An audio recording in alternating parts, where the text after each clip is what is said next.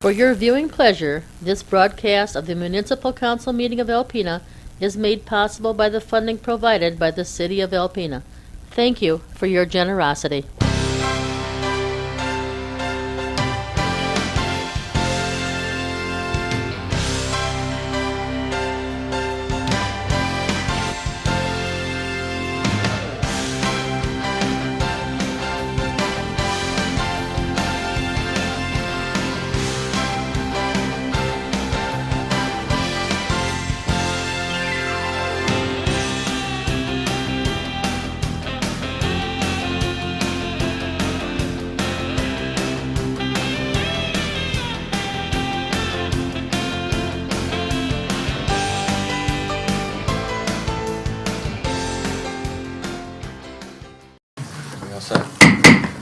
Good evening. Welcome to the Alpena City Council meeting of May 21st, 2018.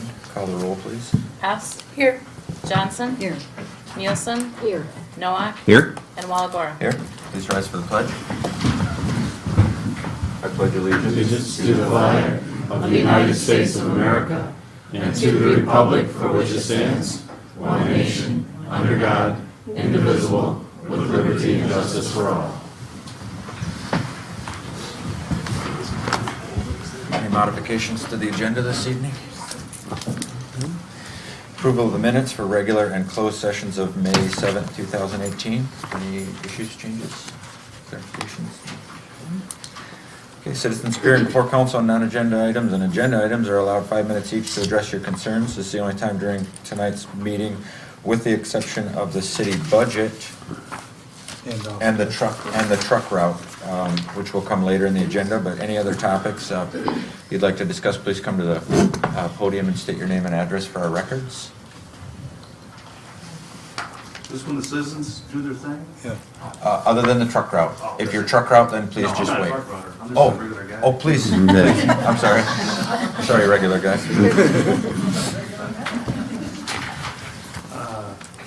Tom Blow, 4378 Daggett Road. I do have relatives that live in the city, though. That's okay. So all over. And I'm related to some other blows, but it's very distant. A long time ago, there was a guy who had 3 wives and 28 kids. And I'm one of those. I'm from the 3rd wife. Could you repeat your name? I didn't hear it. Tom, B-L-E-A-U. Okay, thank you. That's the city attorney guy. Correct. Okay, I've seen you before. You remember me? Yes, I remember Okay, you. well, I gotta come here. Okay. Checking the boxes, boss. You only got 5 minutes though, I'm sir. gonna talk fast, okay. All right. I am a stand-up comedian. I'm a pro-Jewish, Hebrew-centric stand-up comedian. And I attempted to access the facilities at the Alpena Community College, and I was wrongfully denied. I approached the facility, kind of this thing. Yeah, Sure. that's the mayor. Yep. And That's fine, thank you. one for you and another one for you, case law. Thank you. That thing, I was denied access, and I had to go all the way up to the president. I started out with the little lady, Sally. She's a wonderful little lady, working there. But I told her what kind of comedy I do, pro-Jewish and all that, was, I guess, was politically incorrect. So they sent me to the dean of the students, and she sent me to the president. And this guy's a slow walker kind of guy, So it took like almost a month to be told in writing that was no. So, and during the interview with the president, it was very strange questions were asked, like, who are all your Jewish friends in northeastern Michigan? 4 times. I brought my oldest boy with me. He can attest to that. And those are illegal questions. You can't ask that. And I don't tell nobody who my Jewish friends are. I don't tell anybody where Anne Frank is hiding either. I just don't do that. Because, what it is. I told them about Jewish friends I had in high school and all that, but, and apparently I was denied. So I don't know if I would have told them who all my Jewish friends are, if I would have been approved or not. I don't know, but that's, that's not right. Because you hire people for the city, you don't ask them who all their friends are. Say if you asked, who are all your Polish friends? You can't ask people that stuff. That's crazy. So I went to I talked to the city attorney. I went around talking to people. I went to the police first. Of course, to acquire public funding, you got to comply with all the laws, and that's illegal to do that. But the police only care about if you're like speeding or like that, City attorney, he did, I talked to him a little bit, gave me some advice. I went to the trustee meeting with the trustees. Apparently you can't trust these guys. I don't know. So now I'm with you, Mayor, because I love you, Mayor. You're the guy. Thank you, sir. even though you're not wearing socks. So you noticed. I hope you got underwear on too, 'cause I'm telling you, that's crazy. But I love you. You're my guy. So then I tried to go, because the city attorney told me that there's this open meetings laws in Alpena. So I went to try to go to the student government meeting and attend that, and I was denied and set up with an ambush. When I got there, they lied to me when it was, and they had 3 police waiting for me, 2 city guys and a county guy. Yeah. And the McMasters, Don McMasters, that's the guy, the president guy. And he gave me this letter saying, your unannounced appearance on the, I can't be there. They're called police on me again. So I attempted to contact the student government because they're his boss, really. He works for them, he's supposed to anyway.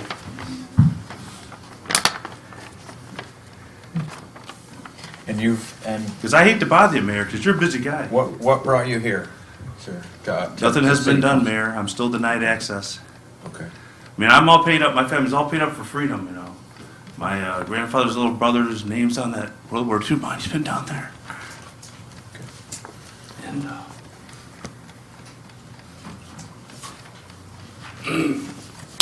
yeah. Okay, it's supposed to be free speech in America, right? All right, free access and all that, so equal access. And we paid the taxes for that place. So I figure, I'll let you handle it, Mayor, okay? You're a good guy. All right, I'll look into it. What? I'll look into it, sir. Because you can scare people, Right. Put some socks on and go over there. Don't even tell them you're going over there. Say, don't make me go over there, like that.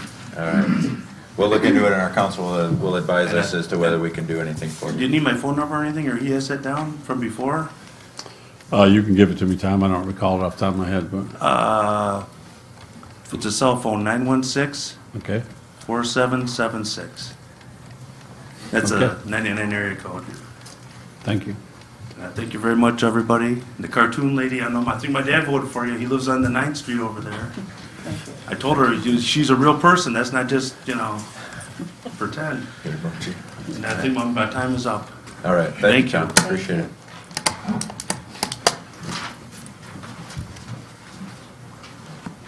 I might argue the fact cartoon lady. Okay, I apologize ahead of time, and this is a serious matter to me. I do suffer from severe anxiety, so being up here in front of here is a big step for me. So if I start to ramble, I do apologize. But I've only been here in Alpena for about a year and a half, and it's a wonderful place. I actually feel, I'm sorry. Sorry, we need your name and address. Oh, I'm sorry, Laura Smith. And my address is 315 River Street, apartment 26. Okay, sorry to interrupt. No, I'm sorry. I've had mental health issues, anxiety. It actually turned out I was misdiagnosed for multiple years, and it turns out it's PTSD. But since being here, I don't know if you guys remember the gentleman that was found in the river right behind the hotel last April before it was completed. I'm the one that found the body. I know that was from suicide. Yesterday alone on the scanner, there was 5 calls on suicide attempts, 2 actually dead. The one lady, she had called 4 or 5 times in the last few weeks prior. The other gentleman, I'm not sure about him, but every time that I'm over at my friend's house that has a scanner, and sometimes I'm only there for an hour, there's always someone calling. And I was calling her, I spent all day today, I've spent other days trying to get help, see what's out there. There's AA meetings all over the place. There are support groups for people that have had family members commit suicide. But there is nothing, unless you have Medicaid, that for support groups to talk to. But, because a lot of times when you're suicidal, I was hospitalized almost 23 times because I had bad reactions to the medications. It's a long story, but, and I was suicidal for many years. And had I had someone, luckily I had a good support group, and I had my father was wonderful in there. But a lot of times if you have someone to vent what's going on in your head, you can, it's okay. You can, and then you can get to the doctor the next day. But there is nothing. There is nothing here. There is no support group. A lot of times too, you might have family members or friends, but unless you've gone through it, they don't get it. They just, you can see it in their eyes that they don't get it. And so if, I guess what I'm looking for is some kind of peer support group. I don't know where to start. I don't know, this is my, I hate to see anyone else suffer. Or to pass away, unnecessary. And I mean, I've been trying all day to get the numbers for how many, like a week, there are calls made, and I haven't been able to, it's been at a dead end, but like I said, I'm on Medicare, and I can't get any help, because I don't have Medicaid, because I worked. I worked for too many years and I made too much money, and so now I make too much money on disability. And so I can't have any, I don't get any extra help, and so unless you're on Medicaid, that, I guess it's, what is it, CMH? They have a lot of programs, but it doesn't apply to anyone else unless you're on Medicaid. And so, I guess that's, I know this is a 5-minute and this is a short, I plan on doing more later, but any ideas, I mean, as I guess I'm bringing it to the community. Sure. Appreciate it, Laura. And, there's, obviously the media is here, and our meeting is on YouTube, so perhaps your being here and giving us your brief presentation might garner some interest in that. As a governmental body, locally, I'm not so sure there would be much that we could do as a council, other than spreading the word and trying to get some groups together. Yeah, well, I'm sure it would save money too, if we came up with something, because you think about the ambulance rides, most of the people that suffer have dual diagnosis, and that they're the ones that are drinking and are using drugs. You would get rid of a lot of the drug use out of the town, because they do that to cover up, to get the thoughts to stop in their heads. That is well known when you go and talk to anyone. So I mean, I think that you'd save money with the police, having it in with the ambulance, and all around if there was some kind of program. So. Okay. I'm sorry. No, Don't be. apologize. No, You're thank fine. you. You're fine. Thank you. Thank you.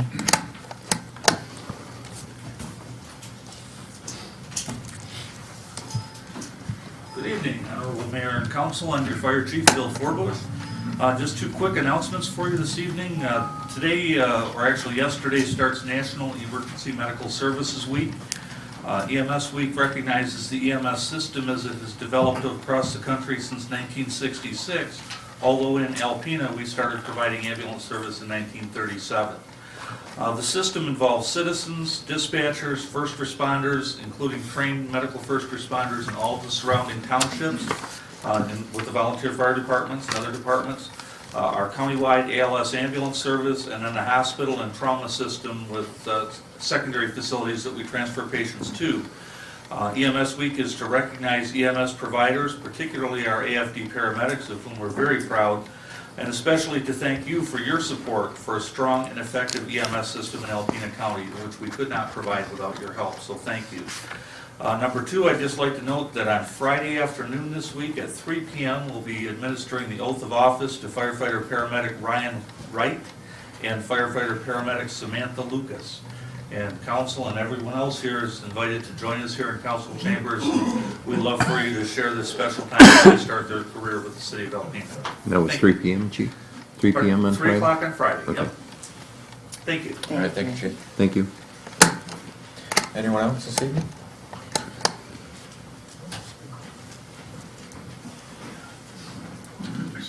My name is Ron Carpenter. I'm a resident of Long Lake Avenue.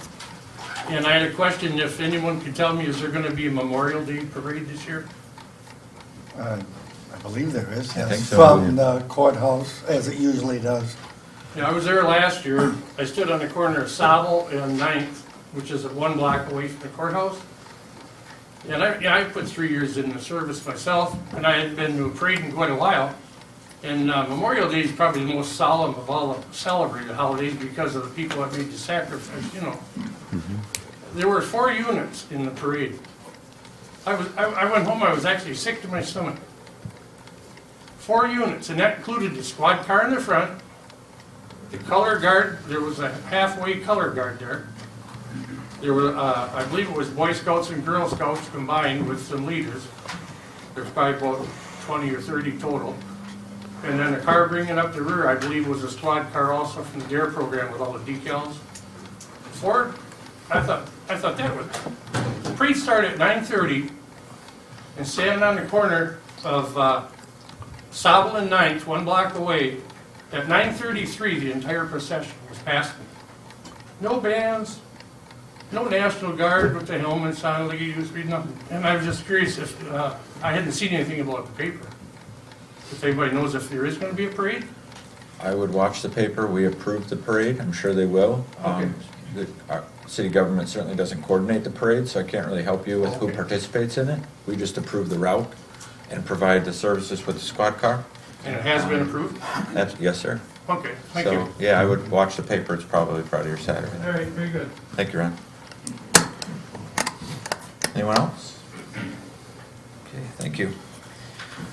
Next up is a consent agenda. A is bills to be allowed in the amount of $597,865.19. B is approval of a noise ordinance variance until 1:30 a.m. on July 31st, 2018 for Joe's Bar located at 1300 Ford Avenue. And C is a request for horse and wagon rides through Evergreen Cemetery on June 23rd, 2018. I move we approve the consent agenda as presented. Second. Cindy? Hess? Yes. Johnson? Yes. Nielsen? Yes. Noak? Yes. And Walagora? Aye. Motion carried. Thank you. No presentations, announcements tonight. A is, excuse me, the City of Alpena Retirement Board will meet on Wednesday, May 23rd, 2018 at 5 p.m. at the City Council Chambers at City Hall. B is the Alpena County Intergovernmental Council will meet Thursday, June 7th, 2018 at 7 p.m. in the Ossineke Township Hall located at 9041 Nicholson Hill Road, Hubbard Lake. And I did add C that City Council will be holding a special meeting on this Thursday, the 24th at 5:15 to discuss sewer and water litigation.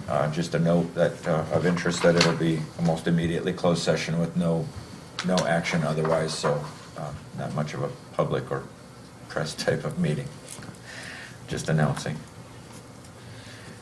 No The proclamation. notice will go out tomorrow, Okay.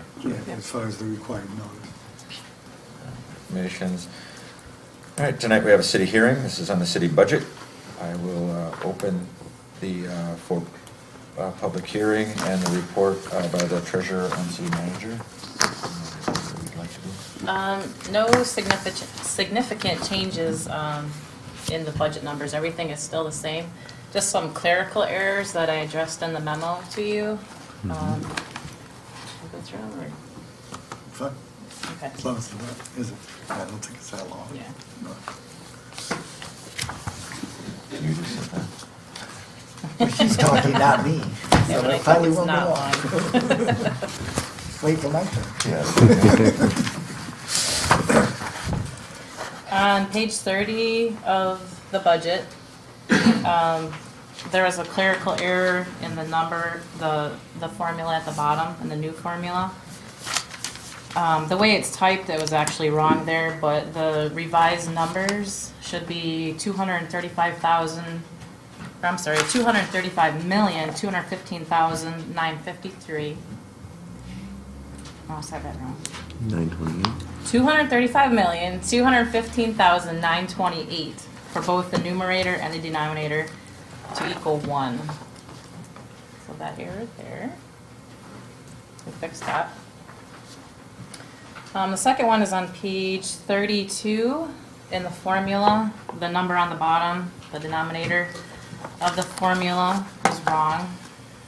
It should be $234,144,028 minus $3,975,610.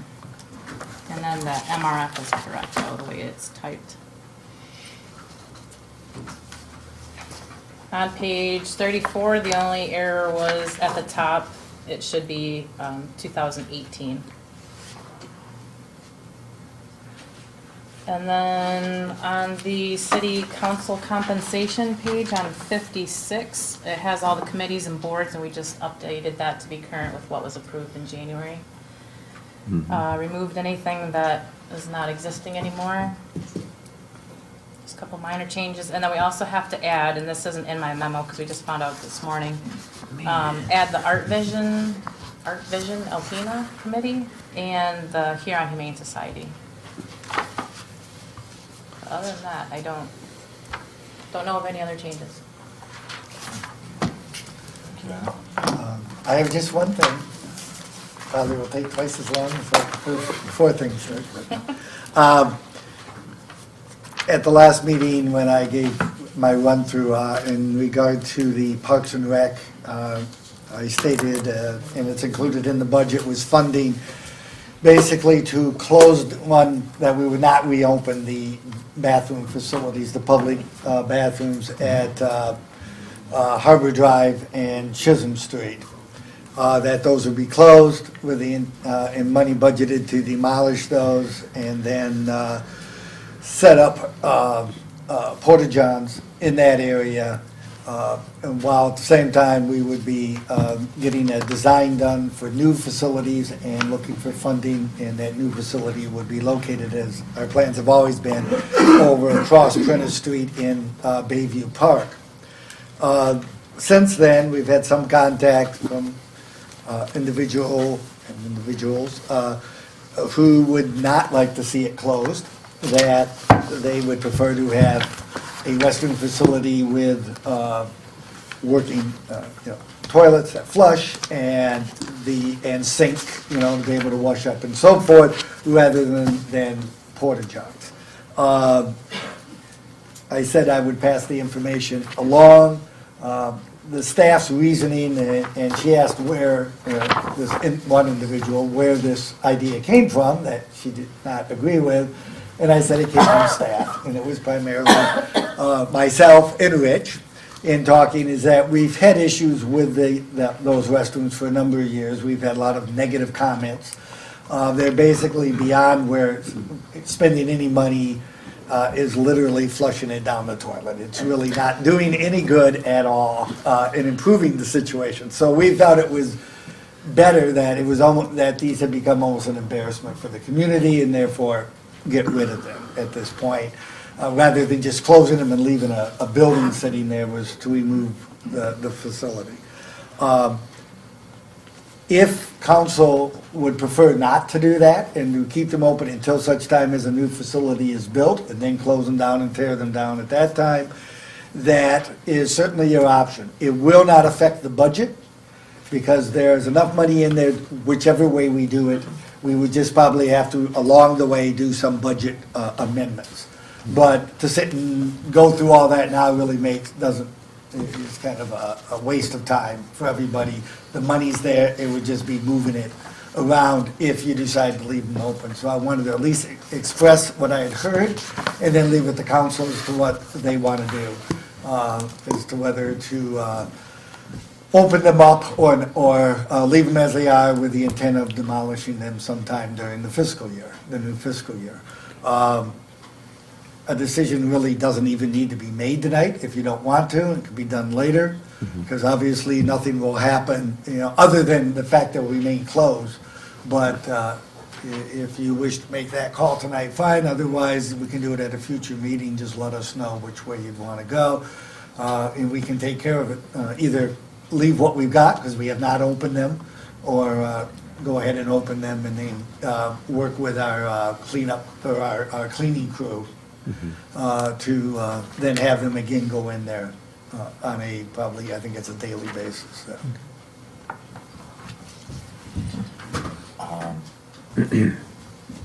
Since we haven't opened them yet, we ordinarily would have by now.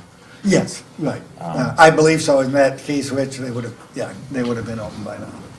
Because I guess just for clarity, what would be the normal process? Would you already put out bids? Are you expecting to put out to have that? Demolished. At some point we will, it may not be until after July, just sometime during the So fiscal for the time year. being, they're just gonna stay closed? Yes, the intent was not to reopen and go through that.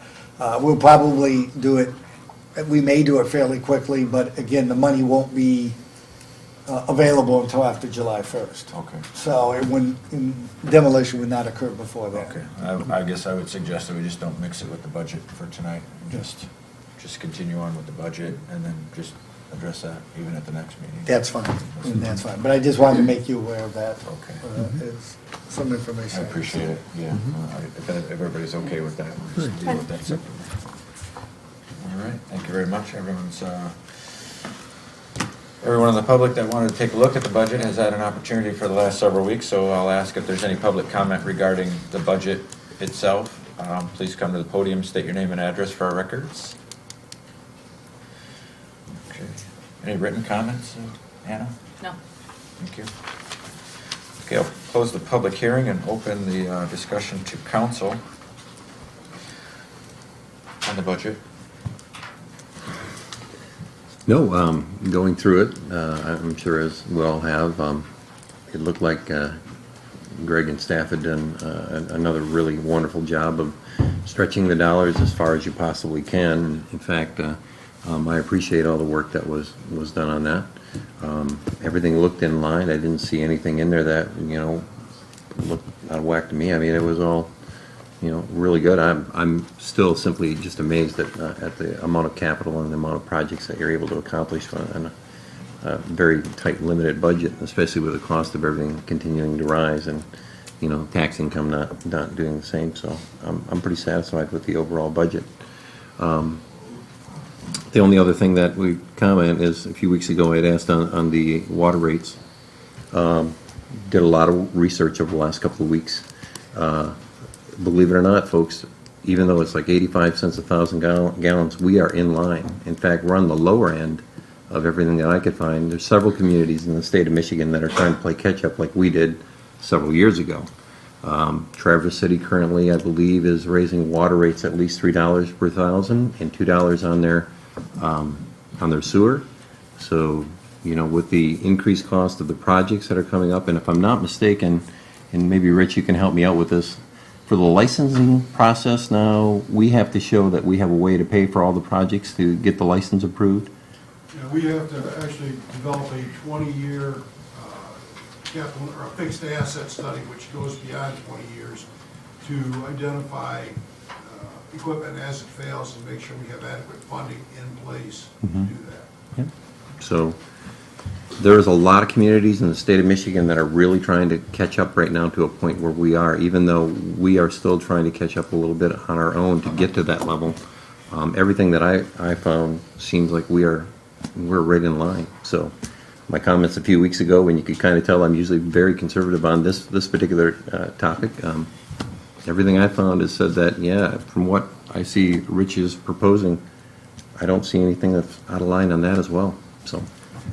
Just one other comment regarding water sewer. If you saw one of the feature articles on the front page today regarding the DEQ rules on lead, and Rich may want to address that as well, that if that goes into effect as it looks like it will, we don't know for sure what kind of impact it has. On some communities, it's going to be huge because now we will be mandated that we expend public funds from the utilities on private property to replace private services from the property line to the residents on there, and that. Just to put it, lead services. Yes, lead services. Not all services. No, just Lead lead, services. right, those that are known to have lead, after we do an inventory Right.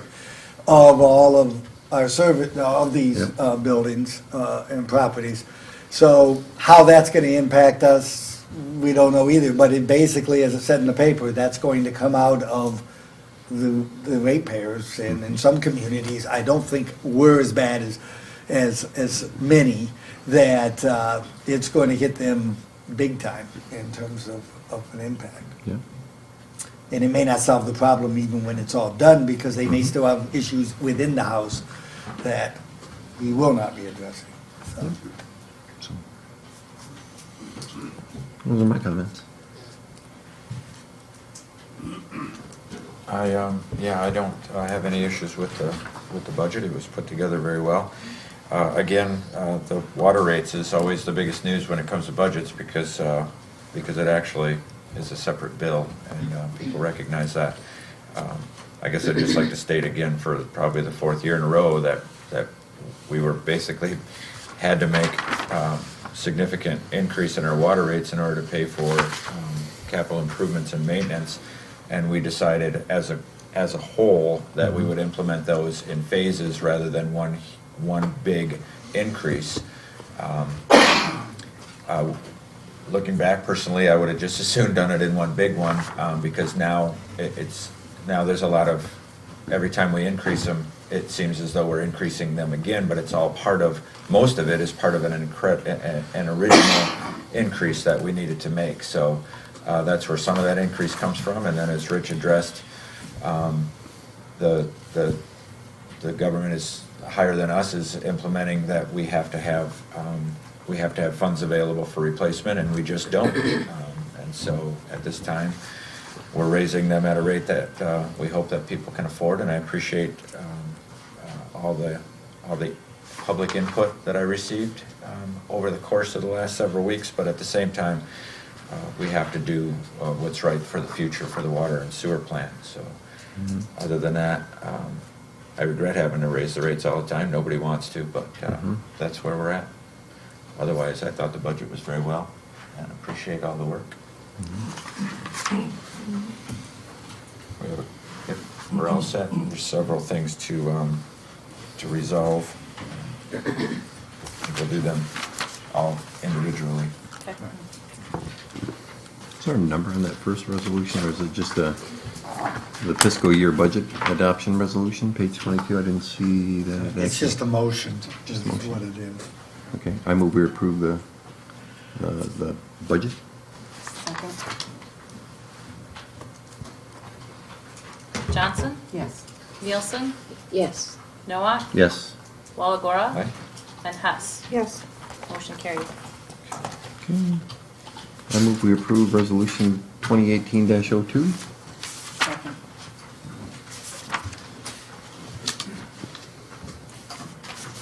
Nielsen? Yes. Noah? Yes. Walagora? Aye. Hess? Yes. And Johnson? Yes. Motion carried.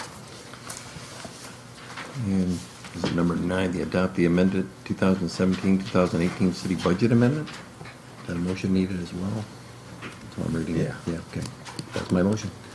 Second. Noah? Yes. Walagora? Aye. Hess? Yes. Johnson? Yes. And Nielsen? Yes. Motion carried. And I move we adopt and approve the city and water sewer rates for 2018-2019. Second. Walagora? Aye. Hess? Yes. Johnson? Yes. Nielsen? Yes. And Noah? Yes. Motion carried. Thank you. Now we're down to new business. First up is a request from Alpena Adventurous Kayak Rental. And I've asked Captain Paul Breck to come in and give us a quick review of what he's got going. One of these. Thank you. Thanks, sir.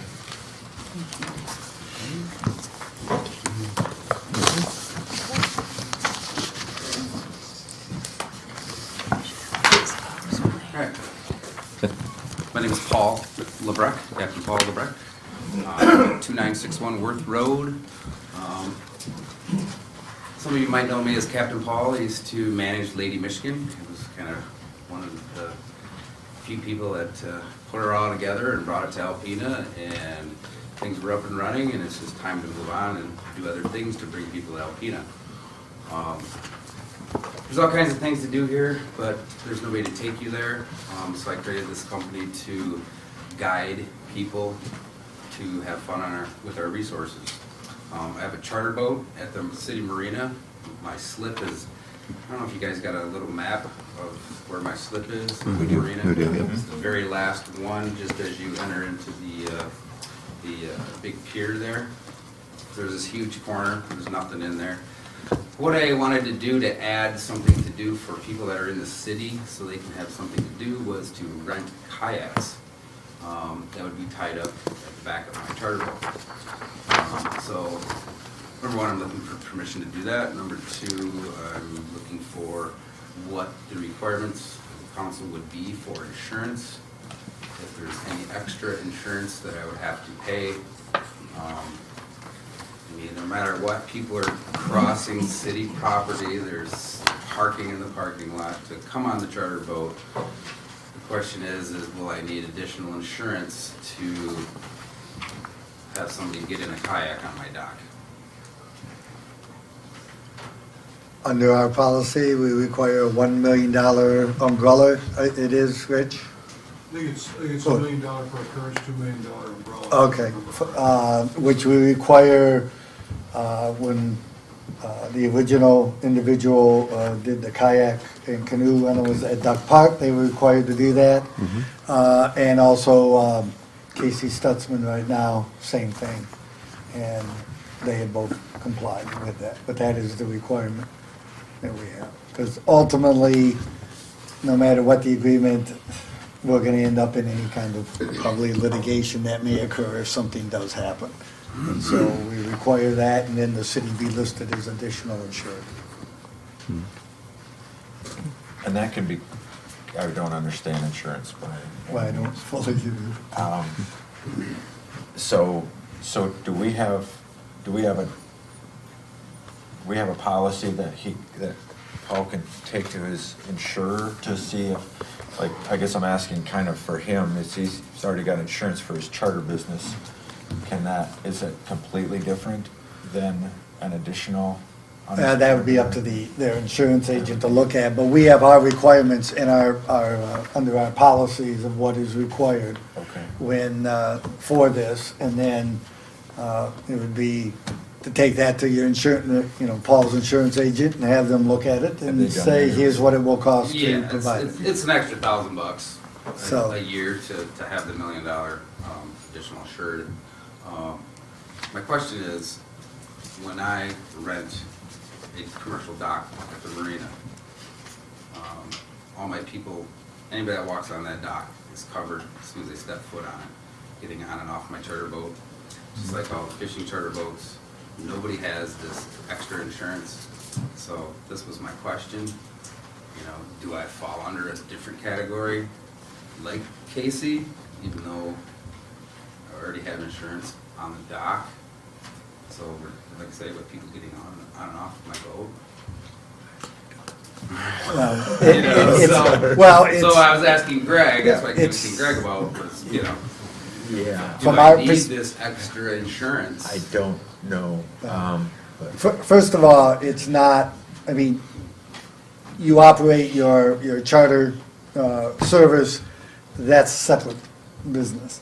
What we're dealing with is another business of renting the kayaks. The docks are controlled through the marina operators. They lease those, we do not Right.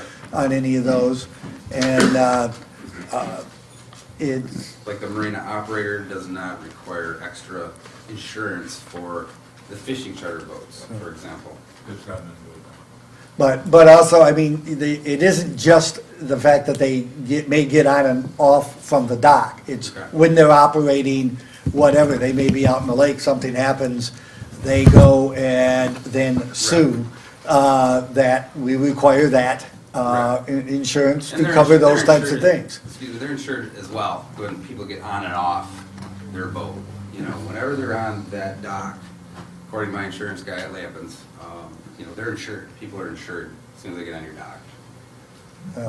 This is what we require. We have a dock at Duck Park, that is ours. Right. And they utilize that for the canoe launch and that, and Right. they're required to provide that insurance. Even though we have insurance as well, it's a requirement of any vendor utilizing our facilities.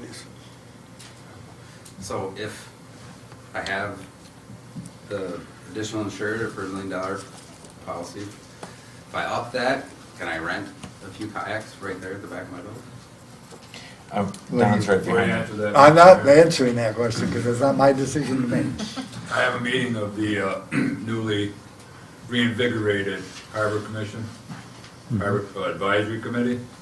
We're gonna meet Thursday, and this will all be run by them. And then, this was very preliminary, that's why I wasn't able to put anything together prior to this meeting, because I was out of town all last week. But Mr. LeBrecq will firm up his idea. I know what he's saying, I mean, if those boats are just parked in the water, and then people don't walk across our property and get into a kayak and paddle away, if they did that, that's one thing. If they get into his boat and he drives them out of the boat harbor, to me, that's kind of like a charter boat does the same thing, takes people out fishing. I don't know if charter boats have $1 million. I mean, I didn't know that a charter boat would need $1 million unless, Greg, you're talking about if he's operating out of there and the boat doesn't even leave the dock. Because if it's $1 million to be a charter boat, I'm gonna have to give some guys some bad news. Yeah, the average charter boat is policy is about 300,000. Okay. And they have $1 million rider for fuel recovery if their boat were to sink in the lake. Which you would have. Which I have anyway. But I need to firm up, because like I said, this was too new, I need to firm up exactly what's his concept of his operation gonna be, because, in our discussions, it hasn't been that kayaks are gonna be laying up on the shore, or there's gonna be a trailer No, park. they will be attached to my boat. So we'll have to, I'll let Mr. LeBrecq finish giving you his spiel, but just know that he'll be at the Harbor Advisory Committee meeting and lay his plans out there, and then they'll also weigh in on it. Be a recommendation. They'll give her, back okay, for the they'll give next a one. recommendation to back here. I would suggest that you just table it then at this It's the point. next meeting. First and third Monday of every month. So June I 4th would is the assume next that meeting. June 4th, that'd be in. Because I was gonna ask you when you expect it, but obviously, Actually, I'd like to put it in play for this weekend. I'm sure you would. Memorial weekend. Just helps recover a few dollars. Yeah. Spent about $80,000 so far, so it's gonna want to recover some money somehow, some way. And, at the Marine Sanctuary, that was actually their idea, they said, you should do something down there, because a lot of people get off Lady Michigan and they'll go walk on the pier. And, Sure. Your meeting when? Thursday night. Thursday night. Okay. No. We have a Just gonna meeting try and on scoot you into that special meeting. Where do you, Right here, no, if, public, what, you may not. 7 o'clock. Well, I don't know if we'll be done or not. If We'll you're see. not, we'll do it downstairs. There's only Yeah. 5 guys, and probably only 4 of them are gonna show up anyway. Okay. Because I certainly I guess you can appreciate, we'd certainly like to know the specifics of what the harbor master and the harbor advisory board has, because I would hate to override them under any circumstances, but, yeah, barring that, I don't know if they would be able to get out of there and bring us anything, unless the advisory committee comes up with an understanding that that you're doing something that because of it's your charter and you don't need our approval, you'll know that night. Otherwise, for us, it would be June 6th before we can move on that. June 4th, I'm sorry. But yeah, keep us posted, certainly appreciate what you got going on. We need a motion to table that then? Table? Yeah, we should, since it was an agenda item. So moved. Second.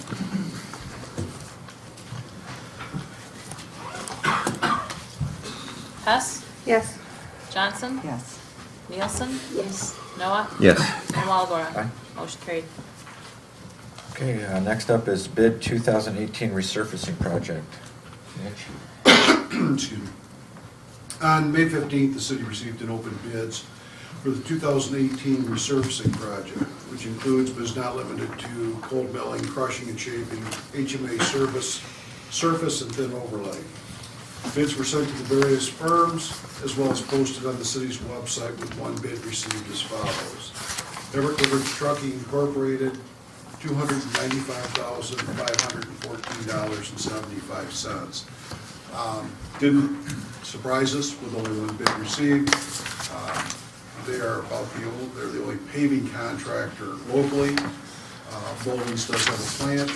They're out of East Tawas, but they do have a plant out on 32. However, it does not run all the time. They only fire it up when they have work in the area. So this project includes resurfacing of 7th Avenue from Chisholm to River, 8th Avenue from Chisholm to River, Hobbs Drive from 3rd to Grant, and Long Rapids Plaza from Long Rapids to the dead end. We have some mailings out, especially on Long Rapids Plaza, due to the number of doctors' offices and patient-related industry or businesses along there. We are working with them to try to minimize the impact to those businesses. Basically, from the feedback, there's not really a good time, but we are going to try to coordinate with them as best we can. At least give them some advance notice of our target dates. Based on review of Goodrich's bid, is my recommendation as city engineer to award the 2018 resurfacing project to Goodrich Trucking for the as-bid unit prices totaling $295,514.75. And that was about 2% under our engineer's estimate for the project. Any questions for Rich?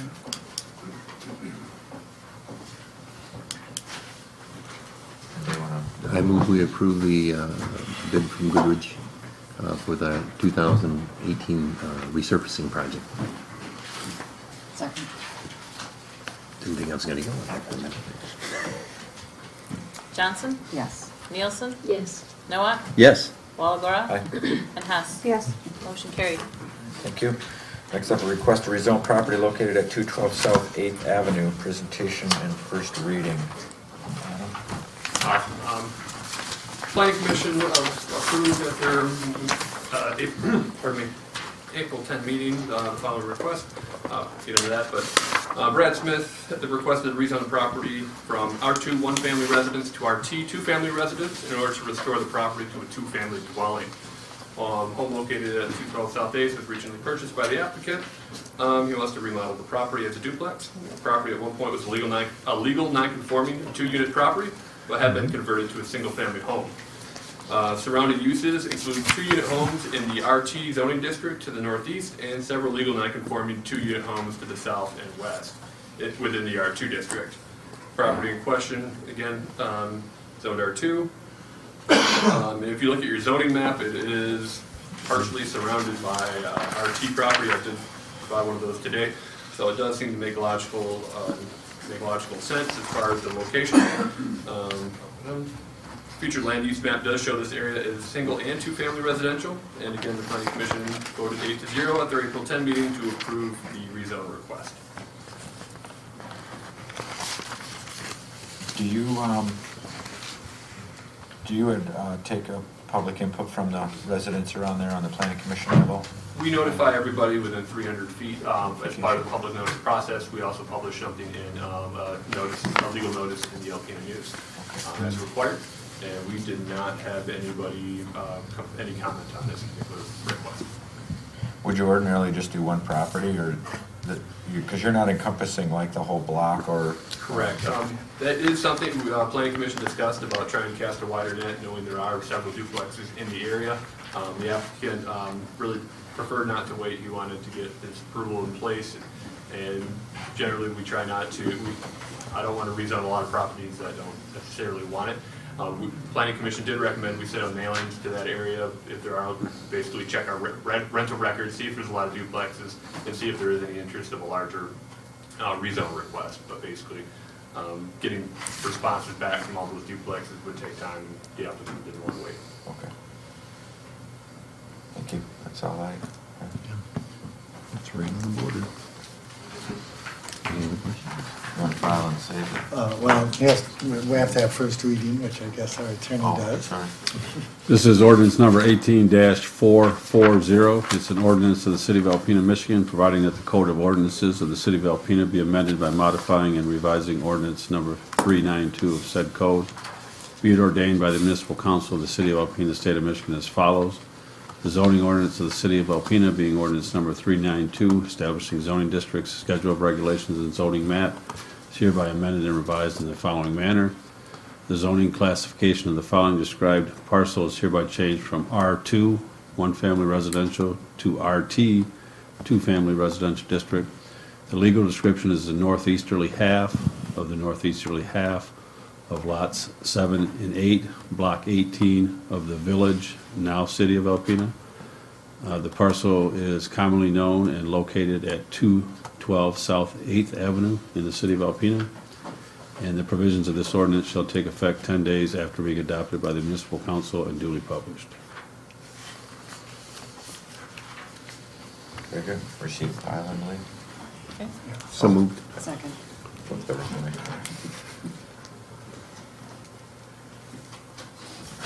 Nielsen, Yes. Noah, Yes. Walagora, Okay. Hess, Yes. and Johnson. Yes. Motion carried. Thank you. Adam is staying for a volunteer request for a project at Evergreen Cemetery. Yes, I am. Recently, city staff was approached by a group of citizens, including Marcia Simmons, Angie Skiba, and Doug Bliss, who had the desire to renovate an existing storage building at the cemetery. The storage building is a small masonry storage building that formerly was utilized as a restroom, but for many years has been utilized for irrigation equipment storage. Mr. Bliss has volunteered to use his services to rehab the structure, which includes repainting, cleaning, and repairing different elements of the structure, including the door. The rehab would begin after Memorial Day and would take no more than 90 days to complete. After the rehab, the building would continue to be utilized for storage purposes. Marcia also had volunteers donate towards signage that would allow the public to find locations within the cemetery. She suggested that the signage could be displayed in the windows of the storage building. I noted that they were painted over, but they're actually not painted over. They're just haze, we'll call it, so you can't see through, which makes sense for a restroom. Or potentially freestanding signage nearby. Marcia is working with Omega to create the signage. Additional signage includes some engraved stone tiles that could also be utilized for wayfinding at another location within the cemetery. And she's working with Crow Memorial on those. In addition, Mr. Bliss has volunteered to rehab the decorative gate at the entrance to the cemetery over the next 2 years. This will include sandblasting the gate and the application of the appropriate type of epoxy to protect the gate for the next 30 years. Mr. Bliss has experience with this type of work and has done similar projects in the area. City staff believe the improvements would be beneficial to the city. It would encourage city council to authorize these volunteers to work with DPW staff to facilitate these improvements. And, Marcia and Angie are here. If there are any questions in regards to that.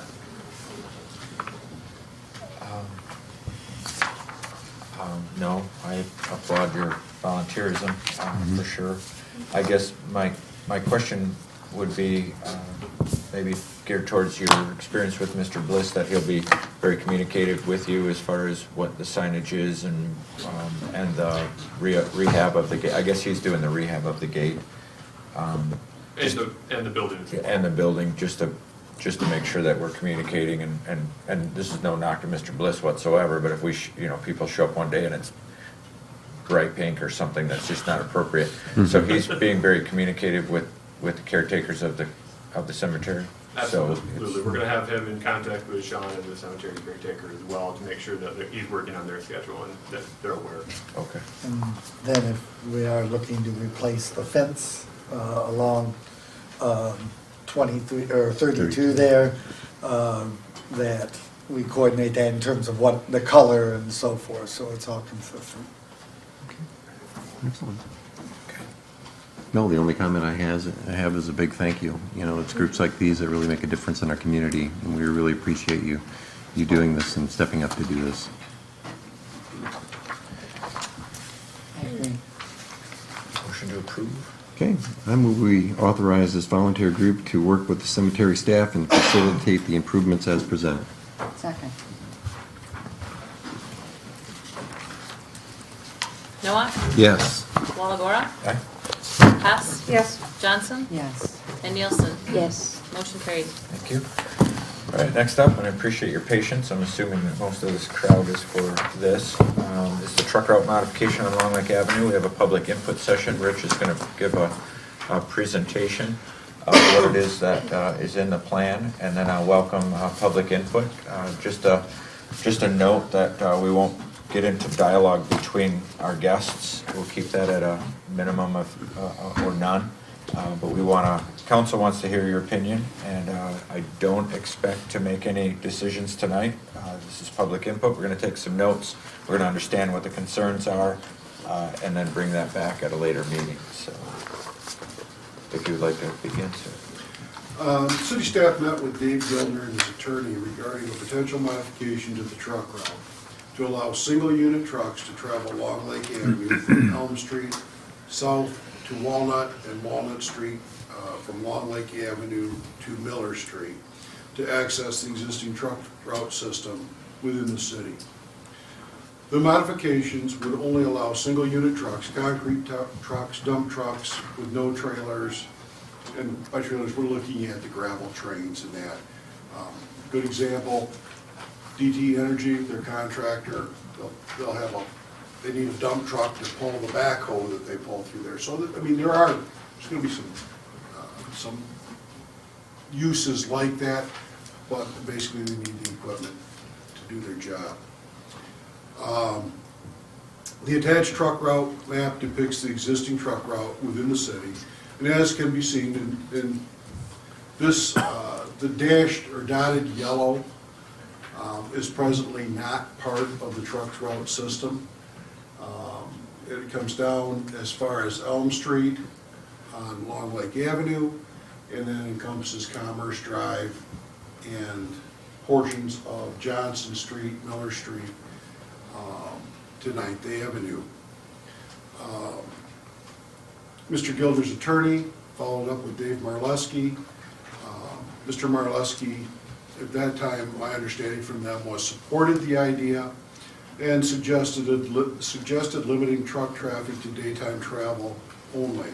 And actually, I think the 7 a.m. to 7 p.m. is a little bit expanded beyond what he had originally indicated or was relayed to me, to minimize the impact to the citizens. And the city concurs with that suggestion as far as limiting it. The basis for this request is to allow more efficient deliveries from Gilder's Concrete Products and Commerce Drive throughout the city. However, we cannot allow the use of Long Lake Avenue exclusively for this operation. We can't just say,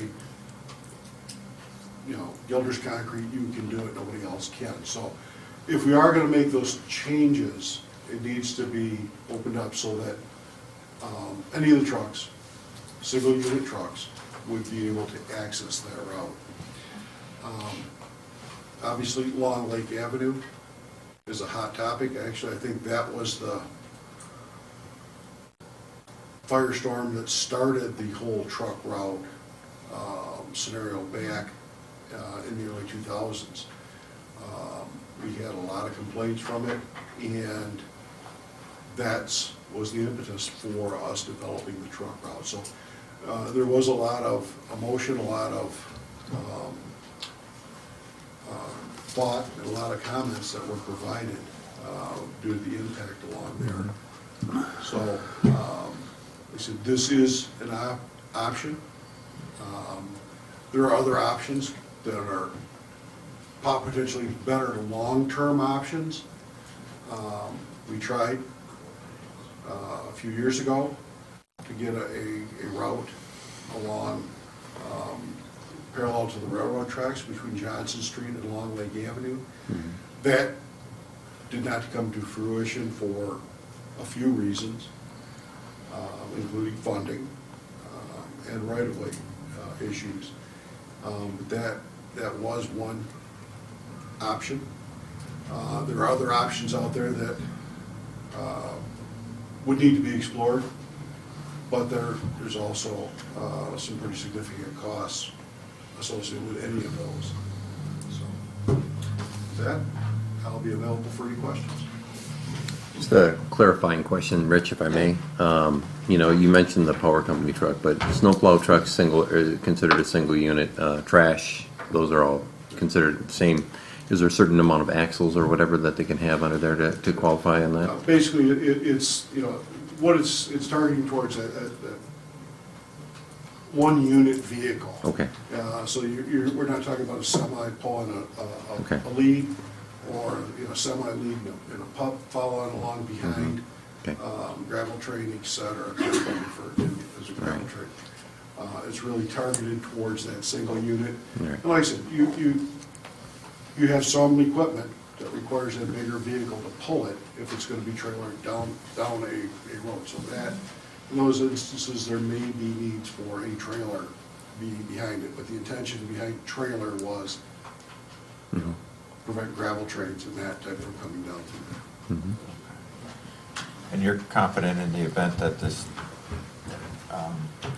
you're confident that you'd be able to write up that this could be written? I mean, you're explaining it to me, but just so there's not a lot of intent later, do you believe, and I guess maybe geared towards Bill as well, that it's possible to write something, a document under the ordinance that would encompass what Rich just described? Yes. Okay, thank you. I think like any of our ordinances, there's always those that wish to test for loopholes. Just like as little as possible. Yes. Okay, thank you, and I'll open it up to public comment. Really don't have any specific, just anybody that wants to come up, please remember to state your name and address for our records, and we'll just start with whomever. That's 5 minutes, Mayor? 5 minutes, please. Or less, you don't have to talk for 5 minutes. My name is Dave Marleski, and I own a trucking company at the north end of Long Lake Avenue.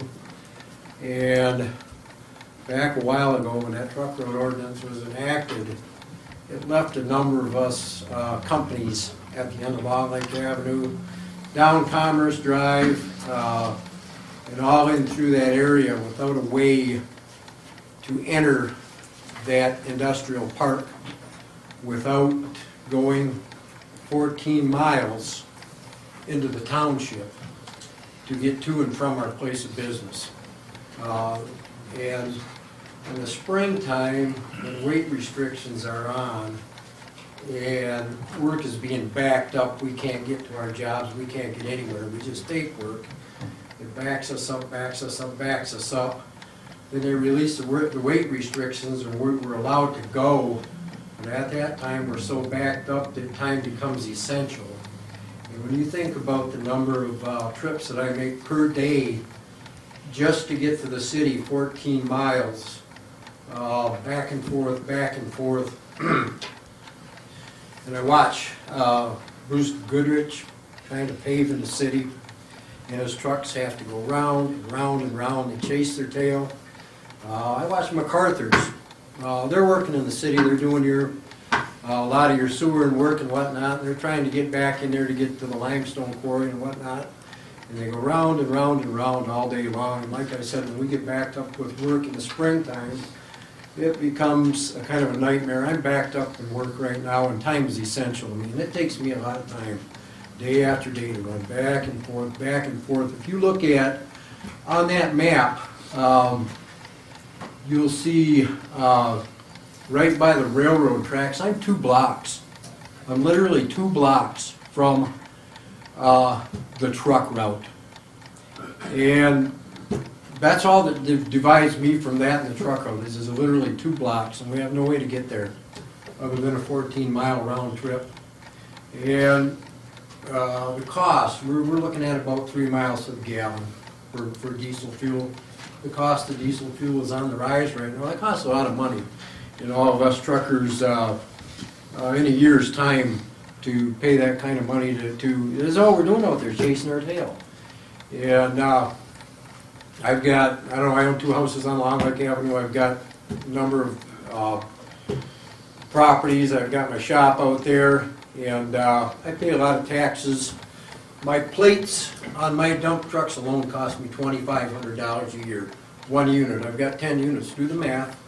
I pay a road tax. I pay a fuel tax. I pay a lot of taxes, and I think that for the amount of taxes that I pay, I should at least be entitled by the way of the city to get to and from my place of business.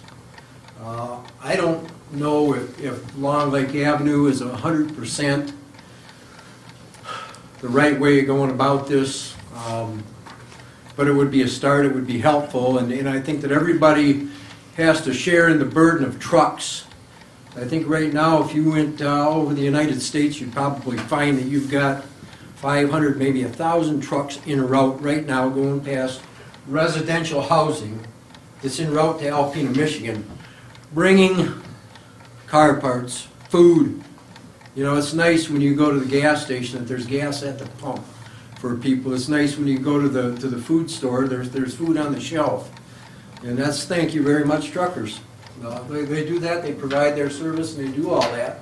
But they kind of get a bad rap because they're, I don't know, I wish somebody from Long Lake Avenue would step up here and tell me exactly what it is for the most part that's annoying them about the trucks. And I get the fact that 20 years ago, like Rich said, in 2000 there was a big problem on Long Lake Avenue because the road was in very poor condition. Trucks would go through there at 5 o'clock in the morning with empty gravel trains, and they were bouncing, and that was really annoying to people. But you know, it's nice to know that in the middle of the winter, that when the grader trucks go by, that you know, if you have to put up a little bit of noise or whatever, that you can get out of your driveway in the morning. People depend on trucks; they depend on them heavily, and we're just trying to do our job.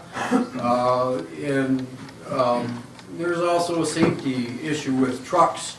So when you put trucks on a speed zone that's 25 miles an hour, people think that a truck can't stop. A truck will stop. Your weight and your braking system and your tires will give you traction to stop a truck, and I can stop a truck real fast at a 25 mile an hour speed. If you get me going at 65 miles an hour, moral of the story is don't pull out in front of me because I can't stop my truck. I have a Jake brake, I have a transmission, and I have a good braking system that'll slow that truck down. I can get it shut down, but I can't get it shut down in a big hurry. 25 miles an hour, it's really not an issue. But we're really frustrated out there. We've had a lot of problem. It's frustrating to Joel Jett and law enforcement. He's trying to enforce this thing. The ordinance itself is flawed at best. And Bill, I'm sure you're getting frustrated with going back and forth to court and whatnot with all this business and trying to sort it out. Judge Johnson, prior to retiring, had been getting a little bit tired of this and actually gave us a couple good wins in court over this issue. But I know Judge LaCrosse right now seems like he's a little bit frustrated with it. Like I said, the police are frustrated with it, and we're frustrated with it out there. And I'd like to ask the council to do something about it. Dave, you got 30 seconds. Okay. 30 more. That's all I need. Other than if anybody has any questions they want to ask me.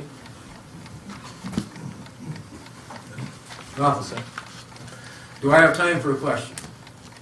We're not doing back and forth tonight. Yeah, we're not going to get in a lot of dialogue tonight, so if you have a question, but I don't have any questions at this time. Okay, I'm done. Thank you. Thanks. Thank you, Dave.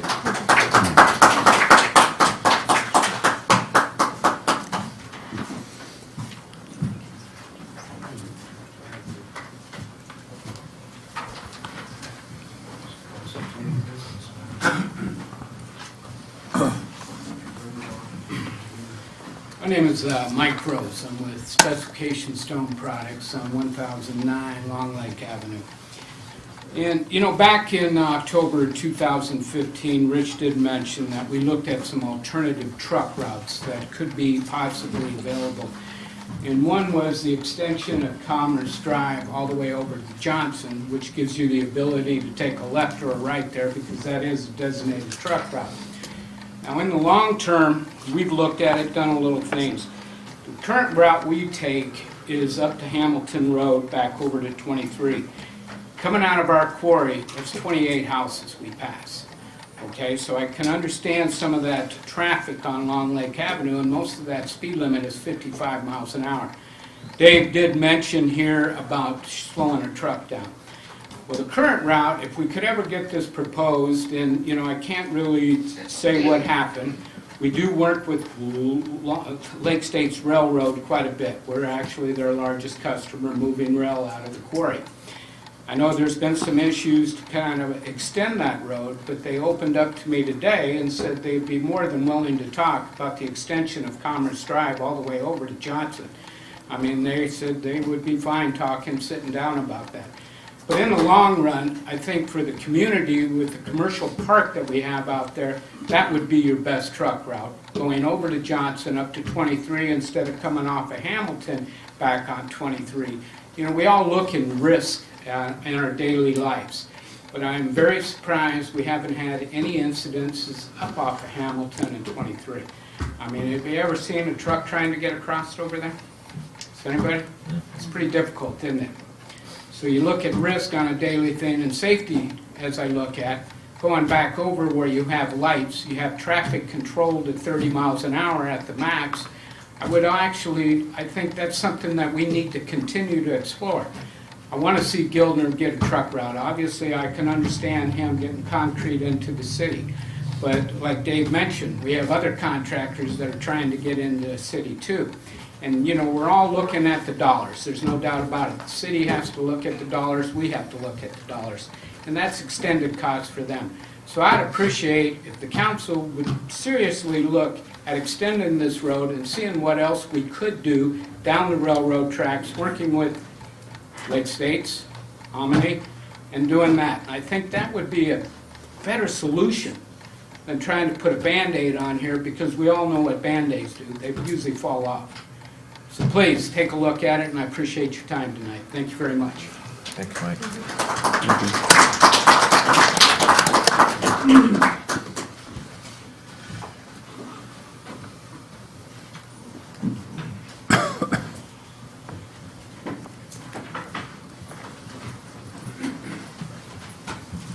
Good evening. I'm Kimberly Schultz, attorney for Dave Gildner and his Gildner's Concrete Products.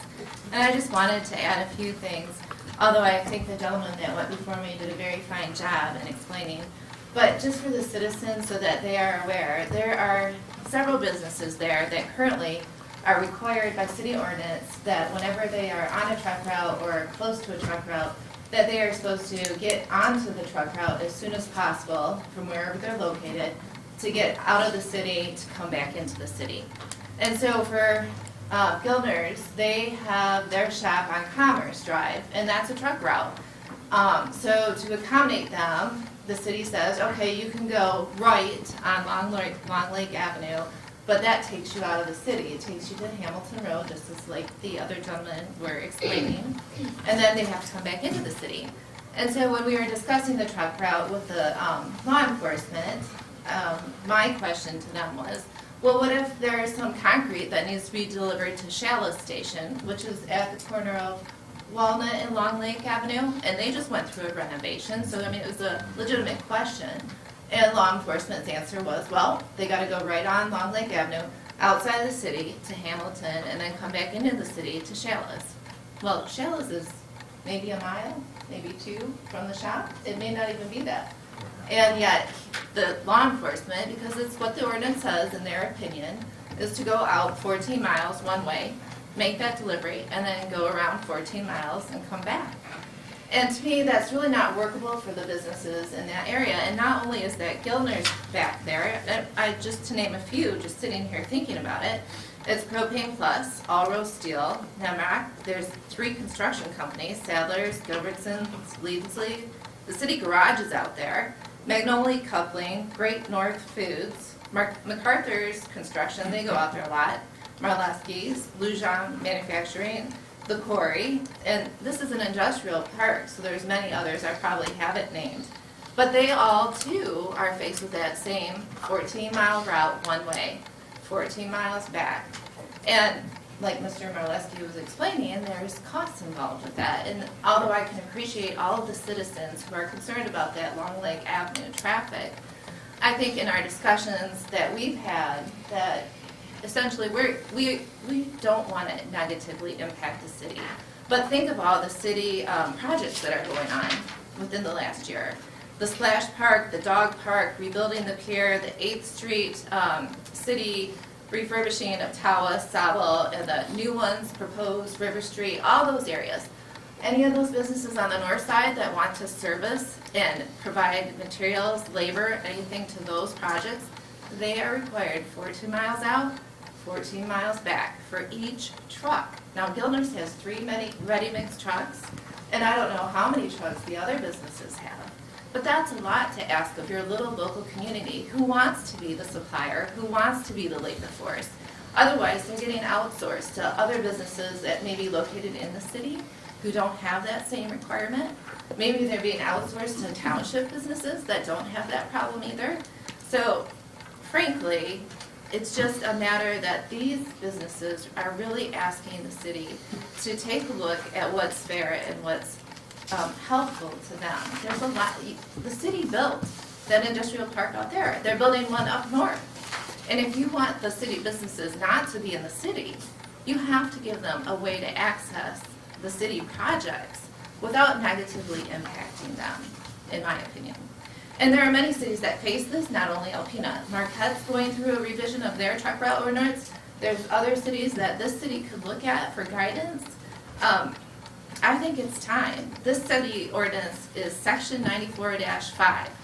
So to me, that 1994, the 2000s, are when it really came to a head. So in any event, I do think that the city could look at different options available to it, make a cost analysis benefit, and to also take into consideration the citizens here and who would be impacted by it. But I think that the proposed modification with allowing some city trucks, or some of the businesses' trucks in, for example, I know that Mr. Gildner, he only wants to have this exemption for his ready-mix trucks because he provides a timed product. You're talking, if it takes his truck 20 to 30 minutes one way to get in and out on that truck route because of the truck traffic and the traffic on US 23. And it takes his products 20 to 30 minutes, but his is a timed product. So if it has to be delivered within an hour, then that 20 to 30 minutes eats up half of it. And then his truck drivers are impacted. If they get a ticket, they're impacted. They have points, or, they have, it's their license that gets impacted even though they're doing a job for Gildner's. So it has a real impact on real people. And we're just here asking the city to consider a modification. Thank you. Thank you.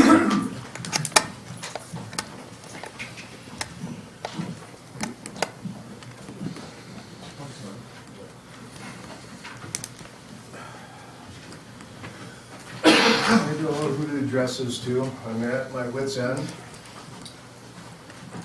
And Name and address before you get started, sir. James Harrison, Miller Street.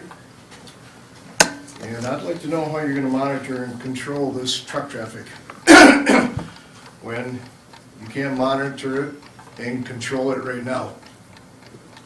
Matt, I've called you. Rich, I've called you. Joel, I've talked to you. These semis are going all over the north side, and nothing is being done about it. Not one thing. I'm back in this house again on the north side where I grew up. I've been after all of yous for 6 years now to do something about this truck traffic. I've called DPI, I've called Lafarge, state police.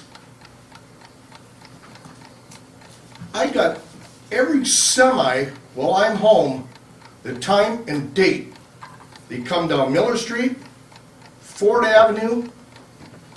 It's out of control. So, I mean, you want this truck route over there, how are you gonna monitor it and control it? You start there, and it's gonna be all over the north side, because you're not doing nothing about it now. 6 years now. You were supposed to call me back, Matt, you never did. I talked to Rich. Rich says, what do you want them to do, go all the way around? Yeah, they're gonna go all the way around. These streets on the north side are no truck traffic zone. What don't you understand about that? Hundreds and hundreds of trucks. I've got it documented here. It's mind-boggling. It's out of control. You got stainless steel tankers going up Ford Avenue with toxic waste going to Lafarge through a residential neighborhood.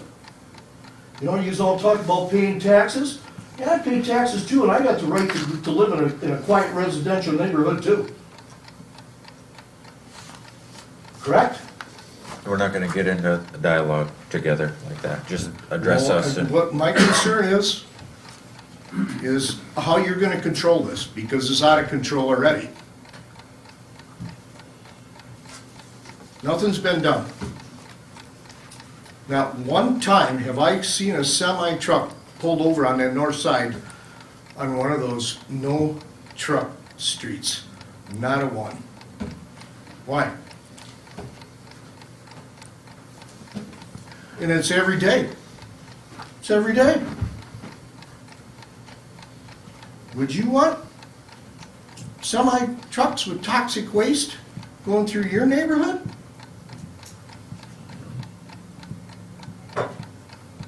Think about it. And this 14 miles, I don't understand where you come up with this 14-mile stuff. I lived on the north side all my life, and it ain't 14 miles anywhere around in Wessel Road to Hamilton Road and back to Long Lake Avenue. Round trip.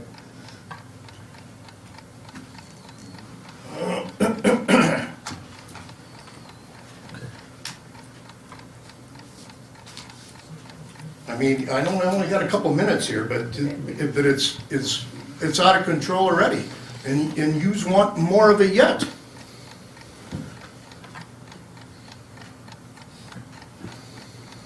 I can't sit here and prove to you that things are being done.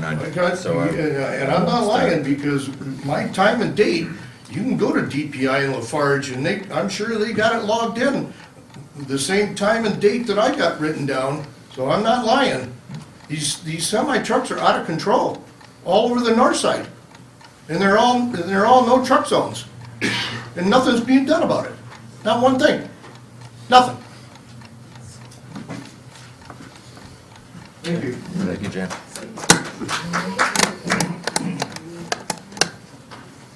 You can't control it now, how are you gonna control it when you want some more travel in the roads? And are these streets Okay. aren't made for industrial trucks? We get you. Hi, my name is Ron Carpenter, and I reside at 726 Long Lake Avenue. And I'd like to kind of read a prepared statement I have, since I'm not an accomplished speaker like many. I'm here regarding the proposed truck road amendment, just like a lot of everybody. And the current truck road ordinance idea began the planning stage in 1989. I've heard several dates tossed around tonight, but that's the actual date. And it was implemented in 1998, almost 10 years later. 9 years of planning went into it. There was approximately 15 to 20 trucking companies that voiced their concerns, but only specification stone products sought preferential treatment by litigation. And in the brief filed by the city attorney at that time, Mr. Keith Wallace, he said, and I quote, "Private economic interest should never supersede the benefit of the public interest." That document, that he said that in, is filed at the county courthouse. The Honorable Judge Kowalski, who presided over this, ruled in favor of the city of Alpena. And in his final remark, Judge Kowalski said, and I quote, "And I want this to be enforced. Now our quality of life is asked to be lessened by this amendment. We already have incurred additional truck and machinery from the new city garage. We understand that this is a necessary evil, but it is truck traffic just the same. That is beyond the initial truck ordinance. It's additional. Okay? On the plus side, our street gets plowed first. But with current trucks of all sizes being allowed to do business in the city, which they are, for your road constructions, businesses take delivery or pick up, people pick up. It's not, some are making it sound like you'll never see a truck in the city of Alpena. Well, that's not necessarily true. people get delivery all the time, or most of the businesses would be out of business. So you know that that's a fabrication. We don't need additional beyond what's already allowed, like people doing business in the city. Mr. Salzer can tell you people hauling salt to the city garage. Those kinds of things. They're understandable. They gotta be done. You ain't gonna do it without the vehicles. As far as the perishable loads go, which is probably the impetus of this, from the concrete end of it, perishable loads can be dealt with in a variety of ways. You can also maintain their integrity by these ways. The accepted times vary for customer quality. Owners, for example, may waive the suggested time that the ASTM or the ACI or whatever outfit you go by for qualification. The suggested time is 90 minutes. You can go quite a ways in 90 minutes in a car. Now, I don't drive a ready-mix truck. I don't know where that ends up, but it seems to me 90 minutes. I could get to Standish, probably in a car. So let's say you could get to Glenny in a ready-mix truck in 90 minutes. The MD, they stipulate 60 minutes normally on their jobs. But that can be, for their projects, the 90 minutes would be acceptable to them using chemical admixtures, which can prolong the integrity of the concrete. It used to be there was a 300 drum revolution standard, but that's pretty much gone by the wayside. On large jobs, a lot of ready-mix companies will have a temporary batch plant set up near the job to avoid the problems. But let it be known that ready-mix trucks go by my house. I live on Long Lake Avenue daily. It's not as though that every single truck leaving that place, what they're looking for and they're asking for is a shortcut. And, you know, we've already got enough tolerable truck traffic within the ordinance itself that allows people to come into the city and do stuff that they do. And it's been approved in a court of law. So I don't see why we have to continually come here and fight this trucking business when it was been settled 20 years ago. On the city website, there's a document posted, and it's entitled Alpena Area-Wide Comprehensive Transportation Plan.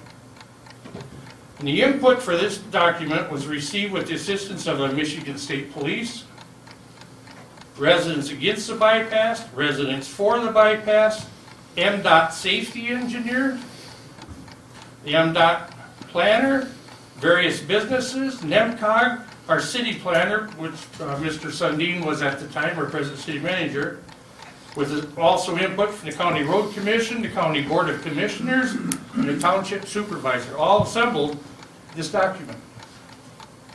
The most notable concerning parts of it concerning truck traffic is that there is increased commercial and industrial truck traffic, industrial development. Traffic safety is being compromised, and that sentence is right out of this document that's posted on the city website. Additionally, residential areas close to the truck route have traffic noise, dusty conditions, exhaust pollution, light glare, and vibration. The majority of the industrial... Ron, you got 30 seconds. The majority of industrial truck traffic comes from the north and east of the Thunder Bay River. An improvement they offered suggestions of minimizing the impacts of commercial and industrial traffic. This is contrary to what this ordinance would do. It would enhance the truck traffic, not minimize it like this on the city's website that they propose to do. There is also on Chapter 8, page 7 of that document, and also Chapter 8, page 11, item 27. Tells you how to deal with it. There's even a map of a proposed truck route that goes east and west from Long Lake Road, straight through the woods, and it comes out on Walter Street. And for those of you not familiar with Walter, that's right on the corner of 23 by Twin Acres. If you went across 23, you'd be on Golf Course Road. I would suggest sticking with putting that through if you're going to do anything. and it's good high, dry land. But your trucks would still be able to come into the city, but it'd be a win-win. They'd have a shortcut, and instead of putting a Band-Aid on a turd, you'd have a real accomplishment. It'd be a landmark thing for the 21st century. Thank you. Thank you, Ralph.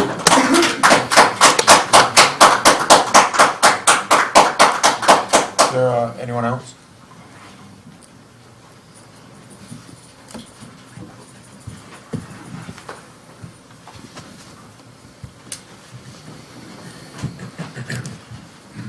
Good evening.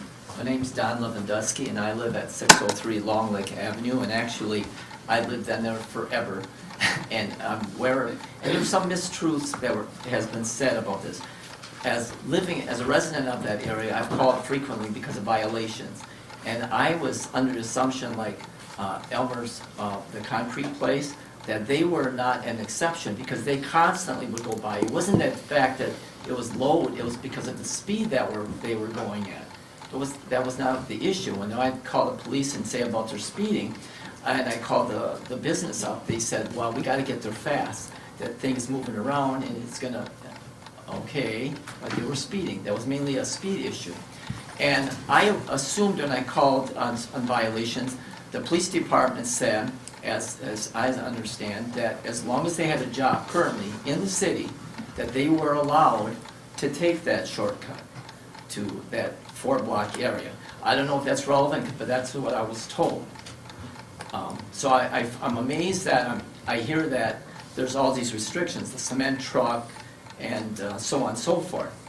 So, and last Friday I had a conversation with Dave, and I agree with him. I sympathize. He lives only a couple blocks away from there, and he's got to make this long trip. And he even suggested that, like the bandage that you're proposing, what they got to do is get a legitimate truck route, one that's going to settle this. Because, I mean, the people that live there, you're not aware of the dust, the noise, the fumes. You know, if you have a deck, you can't go out on the deck. So it's a constant thing. So I hope that the city will work with the truckers and the people here. And I believe Ron has a petition that he submitted, right, with the names? No, yeah. Okay, so you can see, I think virtually everybody on that 4-block area is adamant about them doing something. So I hope that they would work with the truckers and with us and get a long-term solution. Thank you. Thank you, Don.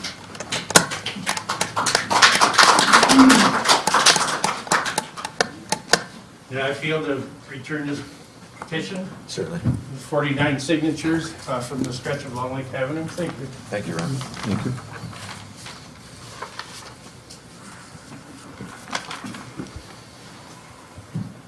Okay. It doesn't schedule to talk about it, but is there a way that I can have a couple words? This is open to public. Yes, please. Once again, I'm here, and I go out there to the park that it has the Lafarge sign, and I'm out there quite often, and I do see the trucks and everything with Ford and Miller.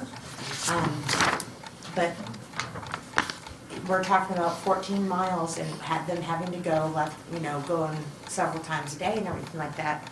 What was to happen if these companies left Alpena? Because, the 14 miles with gas prices the way they are, it might benefit them to leave Alpena. And what would we do then? We would lose their taxes. We would lose quite a bit. And then, there's got to be some kind of compromise that can be made. Maybe not exactly what they're looking for, but maybe something where it's in the middle. There's got to be something. Because I know Lafarge, I don't know if there's another way out to Lafarge, but I know Miller Street, that takes you right to Lafarge. What are they supposed to, where else are they supposed to go? And so, but that's just my 2 cents, I'm sorry. Don't apologize, that's fine. Thank you, Laura. I want to speak about this if I may. Remember that map that was up on the board before? Put that back up. Rich is coming. So my name is Paul Breck. I grew up on the north side at 334 BB Street. I still have interest in the property there. I think I can probably speak about this. You're gonna wanna stay at the Okay. podium, sorry. I mean, I really like this idea of the Commerce Road extending through. I mean, if the specified stone has connections with the railways that could help make this happen and alleviate the traffic, obviously, on Long Lake Avenue, it would be the ultimate thing. But like Dave Marleski's pit back there, I mean, that was the Doobie Sand Pit for 80 years. I mean, they've been hauling sand out of that place for 130 some years. There's always been traffic, truck traffic on Long Lake Avenue, ever since I could remember. In fact, when we ride our bikes, you know, one thing my parents would say is, watch out for the truck traffic on Long Lake Avenue. Of course, we'd stay on the sidewalk. I can see the noise. Back in the day, the road was terrible, so the noise, I mean, these trucks, bang, bang, I mean, it was amazing. But now the road is pretty decent. I mean, it's really not that bad. I mean, yes, the dust, because back in the day, you didn't have to cover your truck.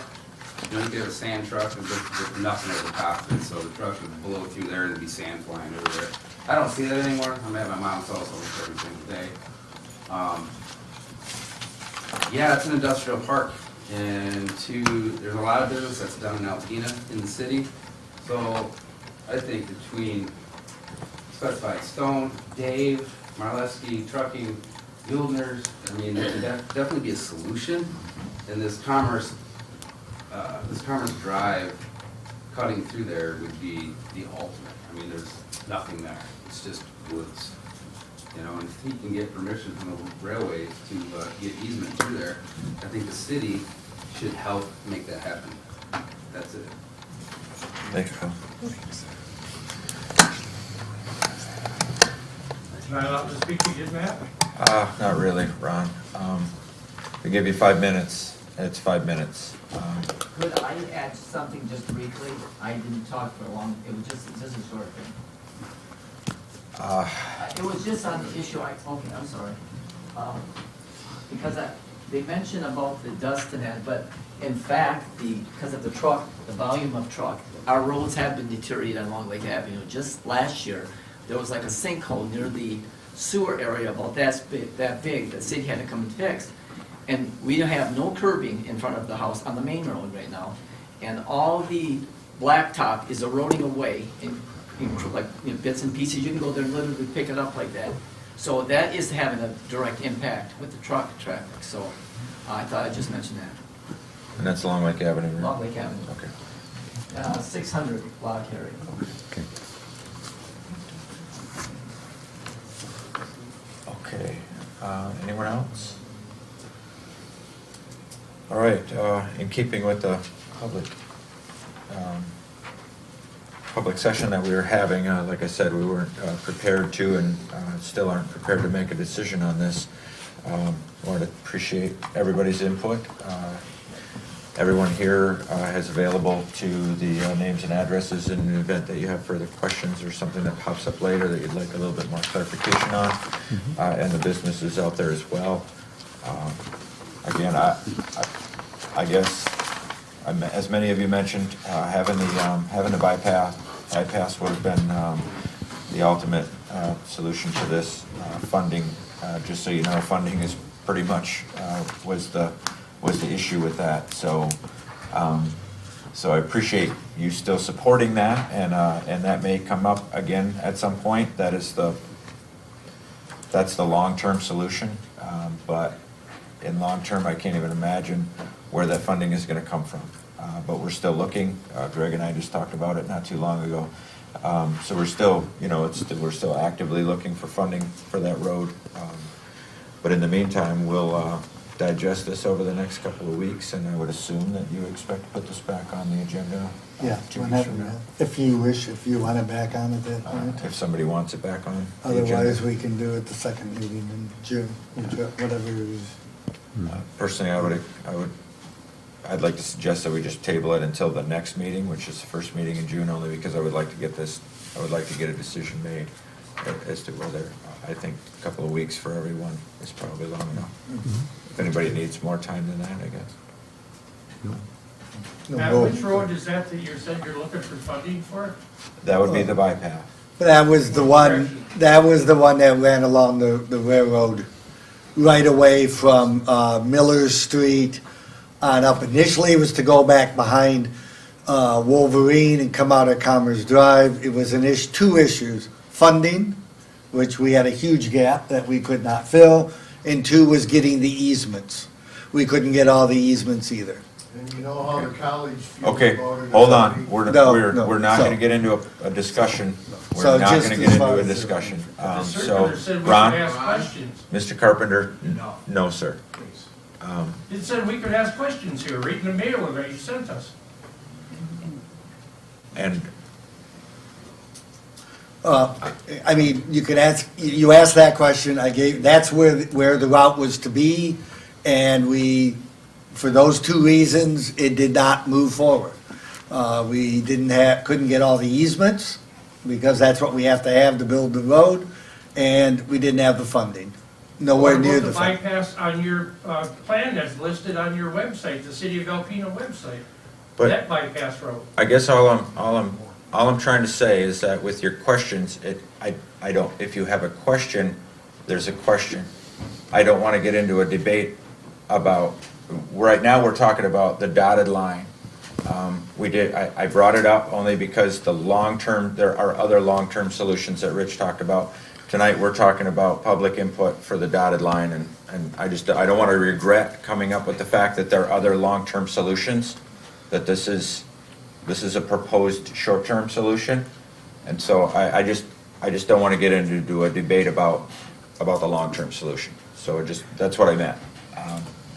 So the dotted line proposal is what we're looking at.